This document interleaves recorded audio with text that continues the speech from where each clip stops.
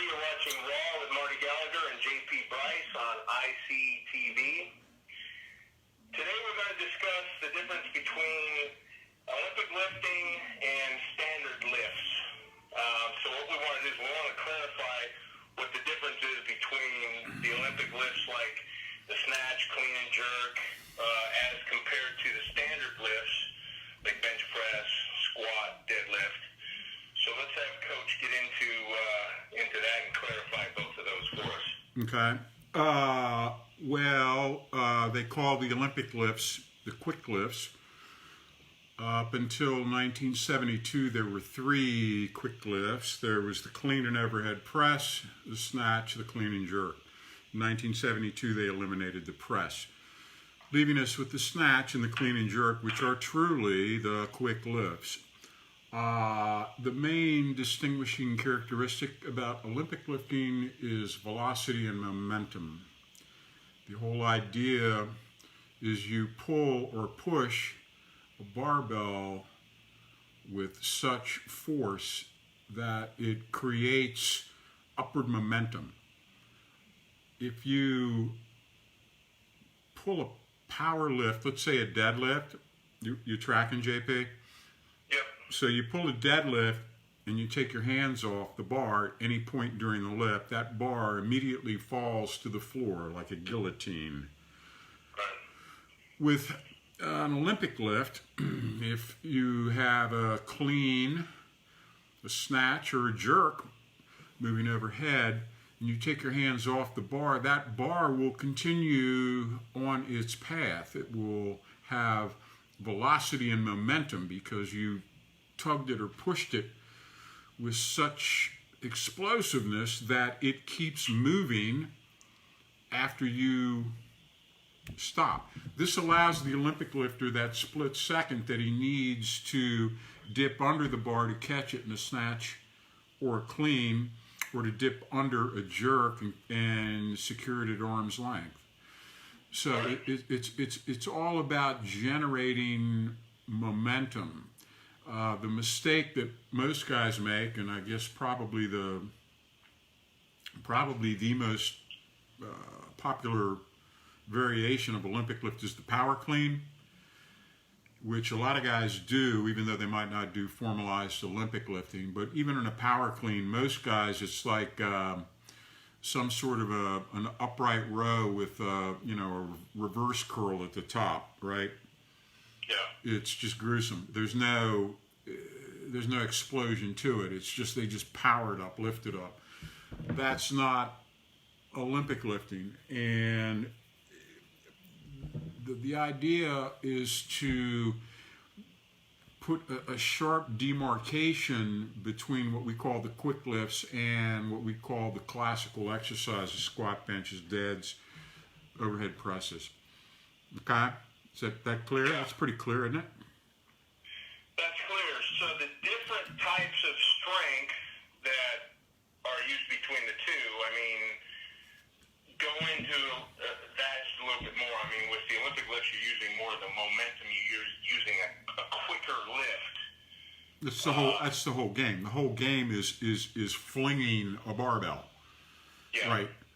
You have to be so much stronger than the weight that you're able not to just lift it, but to lift it to the point that it actually generates momentum. Right. So and the standard lift, like a bench press, squat, deadlift, is just really raw, grinding power. Could be. You can do. Okay. Here's the way that we classify it. Generally speaking, there are three types of strength. What we call absolute strength, which would also include isometrics, and that's characterized by low velocity, right? We don't care how long it takes to complete the rep. There's no bonus points for doing a squat or a bench fast. Okay, the absolute strength is a function of pure power. That's the best exemplified by a power lifter. The explosive strength, that's best exemplified by Olympic lifting, and again, that's momentum. And then at the far right of the strength scale, you have strength endurance, which is basically strength injected into an aerobic format, an extended format, right? Yeah, sustained strength. Sustained strength, strength endurance. That would be exemplified by, like, I don't know, MMA training, where maybe they pick up a 100-pound heavy bag and run up a hill. Right. Sure. That's a good example of sustained strength. Powerlifting being the example of absolute strength. Olympic weightlifting being the example of explosive strength. No one trumps the other. The ideal athlete pays homage to all three strength types. Get into reps, the number of reps. Explosive speed experts, they perform few reps. How so? Well, in order to maintain that maximum velocity, it degrades quickly. You're not going to be Olympic weightlifters at an elite level. They don't do 5s or 8s. They do 1s or doubles. Now, maybe in their squats they might go up to triples, but it's very rare. They want to practice mobilizing every ounce of their explosive energy instantaneously, right? And that degrades so quickly. You might get a double out of it before it goes away. But the problem is that if you attempt to do quick lifts when you're fatigued, you're going to get hurt. Well, and a lot of times too, whether you're the Olympic lifter or the power lifter, I mean, don't you want to kind of, a lot of the times, lift how you compete, especially when you're on a 12-week cycle or whatever, you're getting close to your meet. You're going to go out there and do a one repetition max. So a lot of times that's how you're training as well. Yeah, I can't speak to competing as an Olympic lifter because I haven't competed as an Olympic lifter for decades. Since they took didn't you quit that when they took away the front press? Yeah. When they dropped the press, that was my main lift. So when they dropped that, I switched over to powerlifting, which I was thinking about doing anyway. I never would have been a good Olympic lifter. I did not have, I was a teenage national champion, but I never would have made it to the top levels of Olympic weightlifting. Number one, I wasn't coached early enough and well enough. Really requires, if you're going to be a top flight Olympic lifter, you've got to have expert coaching. There's too many subtleties and too many nuances. It's not like very technical. It's all technical. It's all technique. Even a simple clean, it's a complex exercise when it's demoed by a good Olympic lifter. Again, we think that I think that there should be a place in all athletes' training regimen should be set aside for some quick lifts. Yeah. Right. Let's talk about, for those that want to incorporate quick lifts into a regular lifting template. I mean, how would you best do that? Well, I tell you, snatches I don't think are really a good idea. There's a lot of shoulder issues connected with snatching if you don't know what you're doing. The power clean is probably the most utilized Olympic lift that's used as a crossover. Fantastic exercise. Personally, I think that power cleans are the best trap and erector builder. I mean, between power cleans and deadlifts, you got it all. But it's how you do your power cleans. Again, are you able to generate that critical upward momentum? Are you able to improve your technique without the assistance of a qualified Olympic weightlifting coach. If you have one in your area, that's fantastic. But although I would suspect that if you went online on YouTube, there are probably some pretty damn good Olympic lifter coaching techniques out there. I would make sure that whoever you're taking your Olympic lifting hints from, check out their resume. Make sure that they themselves are either a qualified coach or a qualified lifter. You don't want to be taking quick lift tips from the local bodybuilder. It's not going to be a good idea. Or in this day and age with electronics the way it is, and everybody's got a beautiful camera on their cell phone, guys like you are available to assess different lifts. If someone wants to get with you, send a videotape of their technique, and you can critique that over the phone and help them. Yeah, it's the golden age of remote coaching. There is no doubt about that. I mean, I work with half a dozen people all over the world, and I might as well be in the gym with them. And even better than that, it's all cut down to the core essence. If they don't need to send me their warm-up sets, I don't have to sit through all that. They just send me the top effort in each lift, and between my visual impression, also I get their impression, because sometimes the coach's impression doesn't match up with the lifter's impression. So you want to square that circle. If I look at a lift and it looks like a 7 on a 1 to 10 scale, and the athlete tells me it's a 9, then we've got to work that out. But in terms of remote coaching, this is a wonderful time to live, because you can really help people without actually having to be at their locale. Yeah, which I would advise, if you can't find a reputable source on YouTube or wherever, because like you're saying, there's some good coaches out there, but you really got to be careful of who you align yourself with. They could be teaching you the wrong technique, and eventually that might lead to injury. So you have to really be careful. If you can't find somebody on YouTube that's reputable, hire somebody like Marty or somebody, or if you don't have anybody available at the local CrossFit box or gym, that's always a good solution.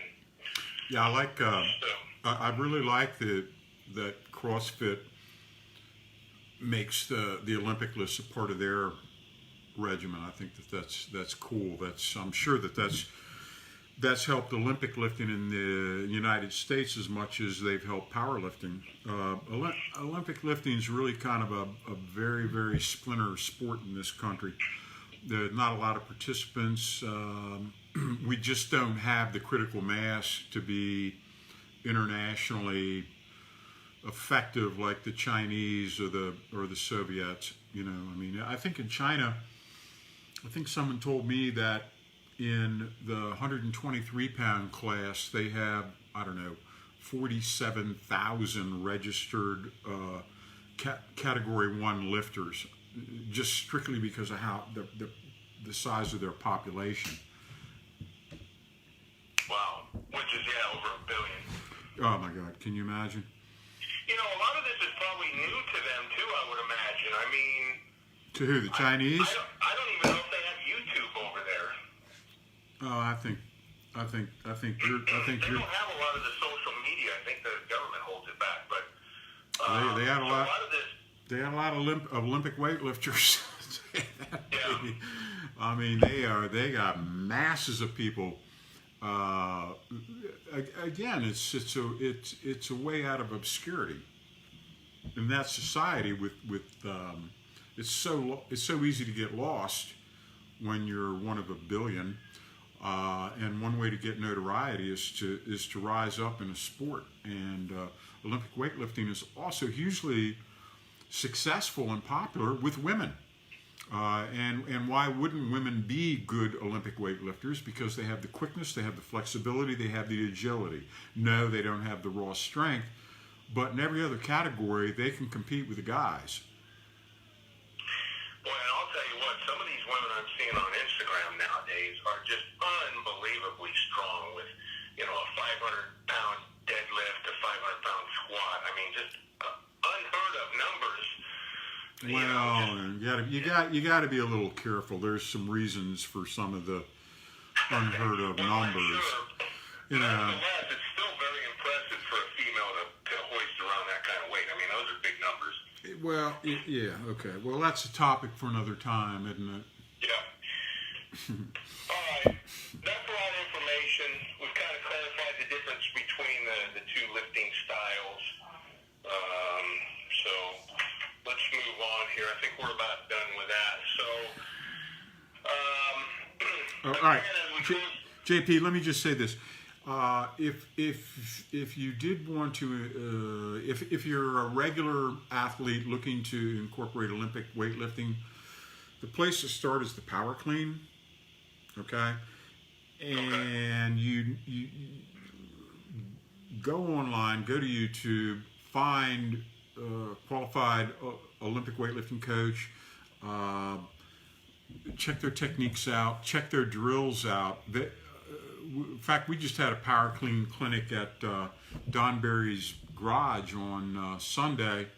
One of our regulars, Joe, he's an Olympic lifter, and I'm having him teach the Power Boys how to properly Power Clean. So we had them, and this week all he had them do was the hang clean, and they do a thing where I don't want to say bounce it off the thighs, but any Olympic weightlifter will know what I'm talking about. There's a contact point where you hit the bar mid-thigh and you drive the hips forward and you generate upward pull into further upward momentum. And it's very subtle and it's very tricky.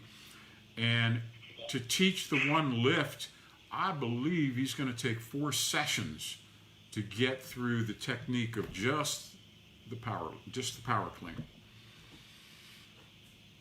Yeah, that's great. No, that is a good place to start. That's great advice. I'm glad you mentioned that. Also, if you are doing any kind of quick lift, you always start with a quick lift.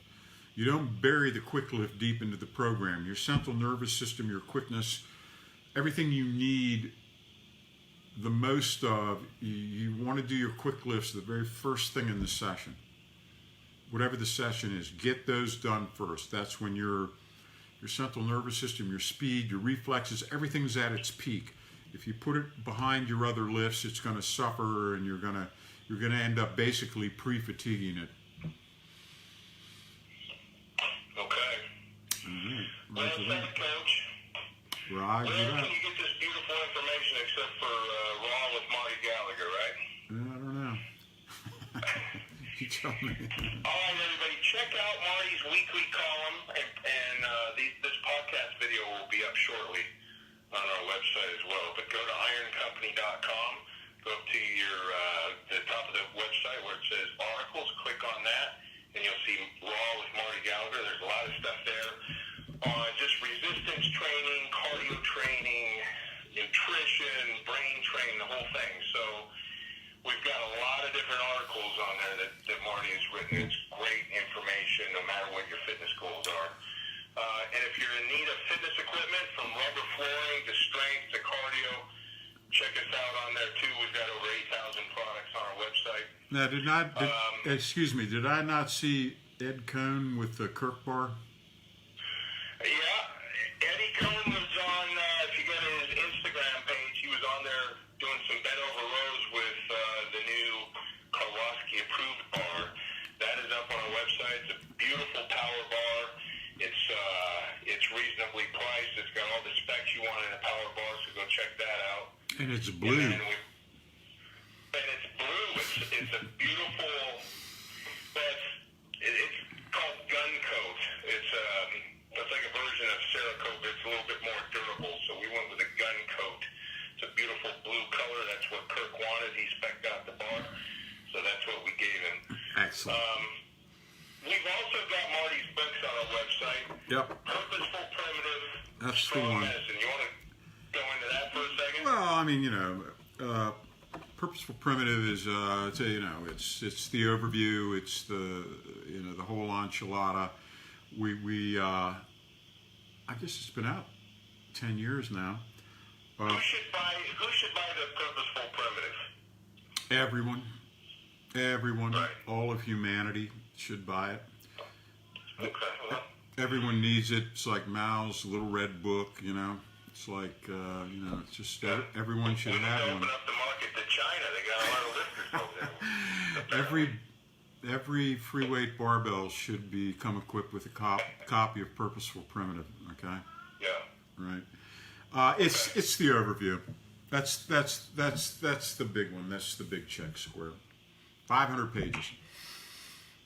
And then you've got Strong Medicine, Yep. and that can be viewed on Iron Company, Amazon, Dragon Door. You're all over the place. Also, you might want to check in with Eddie Cohn and see if he's got any copies kicking around of the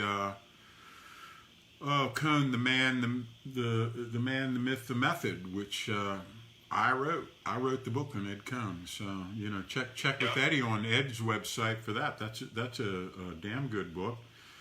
What else do I got out there? You wrote the world's greatest powerlifters book. Indeed, I did. Yeah, I also coached him in competition at his two greatest meets when he totaled 2,400 at 220, and when he broke the all-time total record at 242. I was his competition coach. So, that was a great honor for me. Yeah, he's an incredible lifter, and still today, he's out there lifting. He really makes himself available. If you go to his Instagram or wherever, he's out there. He's doing seminars. He's lifting. He's really putting himself out there. So he's doing a good job. As far as online coaching, seminars, things like that, both Marty and Kurt Kowalski are available for seminars, online coaching.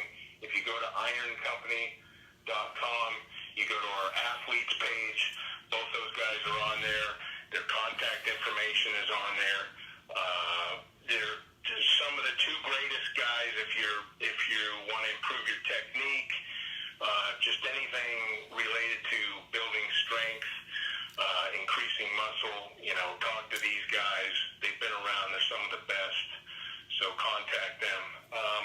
Other than that, anything else you want to say? I'm good. You're good? Indeed. All right. So we're out of here, and we'll probably meet up next week. Good. Thank you.